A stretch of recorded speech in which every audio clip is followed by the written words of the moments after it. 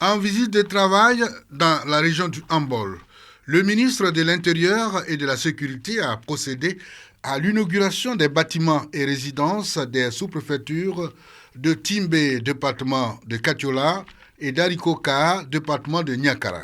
Des réalisations faites par le conseil régional du Hambol au profit du corps préfectoral.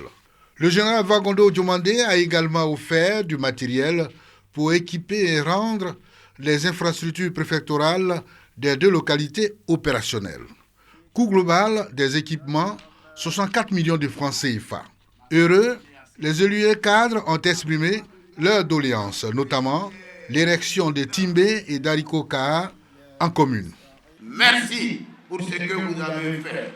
Faire en sorte que Arikoka soit érigé en commune pour qu'il y ait un maire à Arikoka, pour que ce maire de Arikoka planifie, demande que les 20 km qui séparent Arikoka soient revêtus de cette couche noire. Le bitume. Pour le ministre Vagondo Diomandé, ces réalisations faites par le conseil régional répondent à la vision du président de la République, Alassane Ouattara. Conformément aux vœux du président de la République, qui nous demande, dans le cadre de la mise en œuvre de sa vision, de contribuer à transformer cette vision-là en acte. Cette vision vient d'être transformée en acte par le conseil régional du Hambol. Cette collectivité territoriale mérite donc d'être encouragée, mais surtout mérite d'être citée en exemple. La visite de travail du ministre Vagondo Diomandé a pris fin à Arikoka. Diakité Moustapha est installé dans le village de Diatokro où il mène ses activités, élevage de volailles, de lapins et de porcs. Une activité génératrice de revenus qui lui confère aujourd'hui son autonomie financière. Dans plusieurs autres villages du département d'Abouasso, nombreux jeunes suivent son exemple, comme ici à Igbe Kofikro, Emma. Elle gère un établissement de transfert d'argent. Ces jeunes sont des bénéficiaires du PGDEC 3, programme du gouvernement en faveur de l'autonomisation des jeunes de Côte d'Ivoire. Je remercie le PGDEC 3 et le gouvernement qui a permis que nous puissions vraiment continuer les activités parce qu'il faut dire que ce n'est pas toujours facile d'entreprendre. Ça te permet d'être autonome parce que, mille de rien, commencer déjà à 20 têtes et puis tu te retrouves déjà avec 153 têtes. Bon, je pense qu'avec le courage, on peut aller au-delà de ça même. Ce matin, la surprise. Les jeunes bénéficiaires du PGDEC 3 reçoivent la visite du président du conseil régional du Sud Komoué. Aka Wele découvre l'activité que chacun d'eux mène et la réalité du terrain. Ces jeunes du Sud Komoué bénéficient de ses conseils et de ses encouragements. Quel que soit le métier, c'est de gagner l'argent. C'est un métier qui te donne la vie.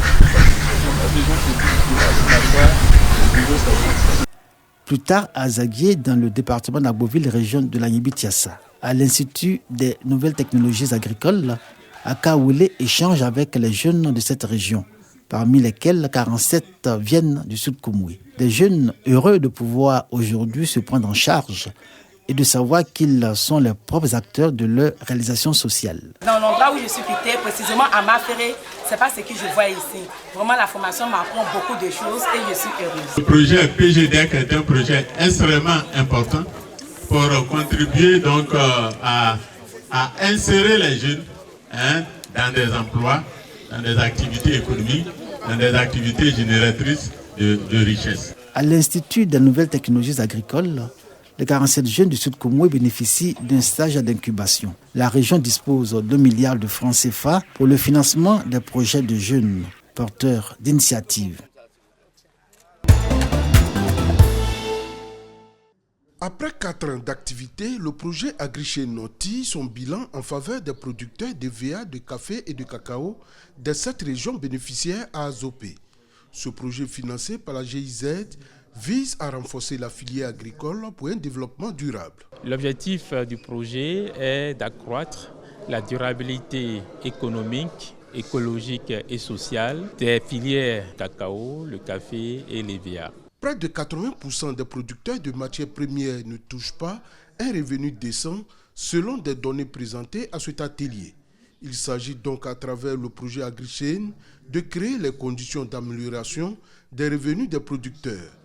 Dans la mise en œuvre de ce projet, 2 contrats ont été signés avec l'ANADER.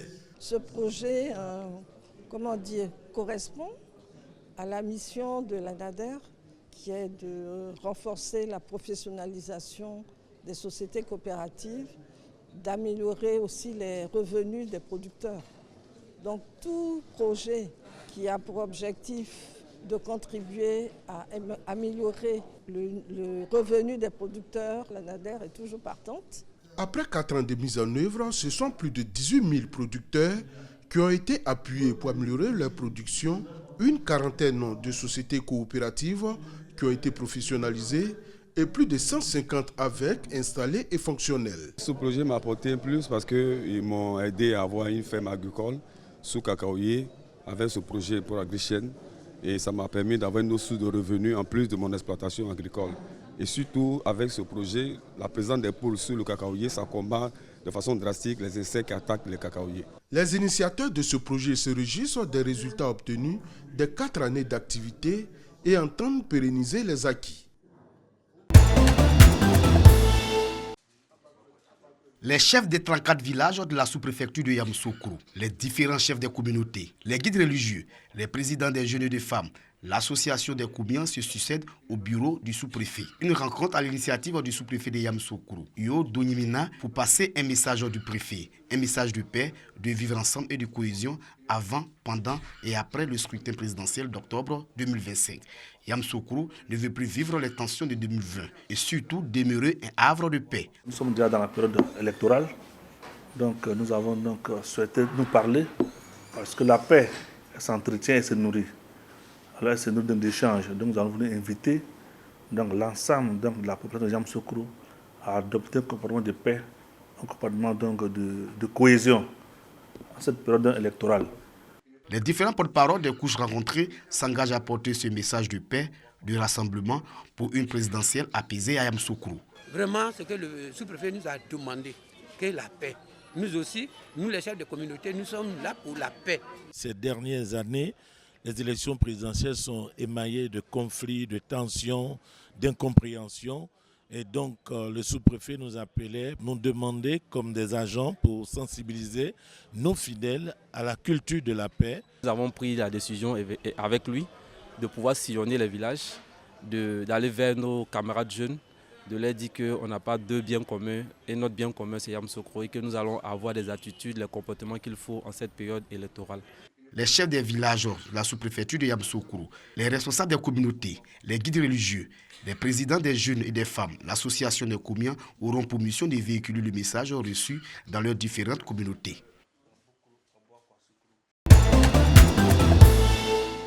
Boundiali, chef-lieu des régions de la Bagoué. Cérémonie de clôture de la tournée de sensibilisation du médiateur délégué de la République à Tengrela et Kouto, où il est passé. Les populations ont été mises en mission de paix et de cohésion sociale. Nous pensons que c'est une très bonne initiative qui va nous aider. Vous voyez que quand on parle d'élections en Côte d'Ivoire, de plus en plus on est effrayé. Pourtant on ne devrait pas l'être. Pourquoi sommes-nous effrayés? Pourquoi nous posons des questions à la veille des élections? Nous pensons que l'Ivoirien a besoin de paix, la Bagoué a besoin de paix, Boundiali a besoin de paix. Et c'est pourquoi j'ai lancé ce message à l'endroit de la jeunesse pour que nous soyons donc des acteurs de paix. Vraiment, nous lançons un appel à toute la jeunesse de la Bagoué, en particulier les jeunes de Boundiali, de s'inscrire dans un climat de paix, dans un climat de non-violence, pour qu'ensemble, au lendemain du 25 octobre, nous soyons vraiment dans la paix. Cette tournée qui s'achève ici à Boundiali a été initiée par le médiateur de la République, Adama Toungara.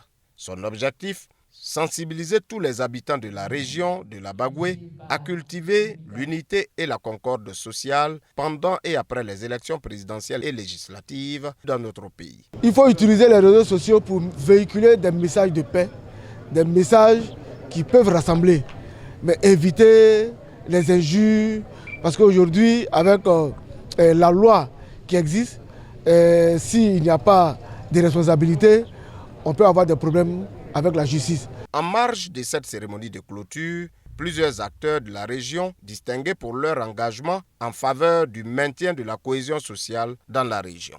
Une action de la Jeune Chambre internationale JCI Bundiali. La région de la Maraoué, engagée à préserver et consolider son unité, sa solidarité et son harmonie intercommunautaire. Des valeurs avec lesquelles elle s'est forgée la réputation des régions cosmopolites, pacifiques et éminemment hospitalières. La signature en ce contexte préélectoral de la charte de la paix et de la cohésion sociale consacre cet engagement collectif. Nous nous inscrivons tous dans la paix. Avant, après ou pendant les élections, il y aura la paix. Soyons des citoyens modèles. Respectons les institutions et acceptons les résultats des urnes pour une région de la Maraoué paisible et prospère. Que l'amour et la paix sont des clés d'un monde meilleur. Soyons des ambassadeurs de ces valeurs dans nos régions. La caravane pour des élections apaisées dans la région de la Maraoué, matérialisation du combat de l'ensemble du corps préfectoral, s'en fait le héros. Son initiateur, le préfet de région de la Maraoué, rappelle aux populations l'exigence de préserver son exemplaire vivre ensemble. La période électorale, moment tant redouté et objet de toutes les attentions, doit, selon Gomadigué Georges, susciter chez la population responsabilité, citoyenneté et amour de leur pays, la Côte d'Ivoire. Il faut dépouiller nos pensées de violence. Il faut rejeter loin de nous des paroles violentes pour continuer à construire notre belle région. Vous êtes d'accord avec moi que la Maraoué d'aujourd'hui et la Maraoué d'hier, ce n'est plus pareil. C'est l'eau potable, c'est l'électricité, c'est les routes, c'est les voies qui sont bitumées. Pour rien au monde, nous ne devons sacrifier à cette tradition de paix et de cohésion. La Maraoué reste comptable de violences intercommunautaires survenues en 2020, épuisant leur origine dans les élections municipales, législatives et présidentielles. Plus qu'un engagement, la signature de la charte de la paix et de la cohésion sociale est un nouveau contrat d'amour pour la Côte d'Ivoire, des populations de la région de la Maraoué, région que d'aucuns appellent petite CEDEAO pour son cosmopolitisme.